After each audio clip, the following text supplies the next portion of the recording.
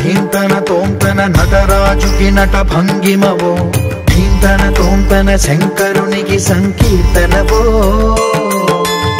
ఈశ్వరుడే అనునిత్యం తనలో తలచుకునే ఓంకారమువో శివ హృదయం కరిగించే ఆ పంచాక్షరివో నీ మదిలో మహాదేవుడినే కొలువుంకగా కైలాసమువో అతని పాదము చందన వెలిగే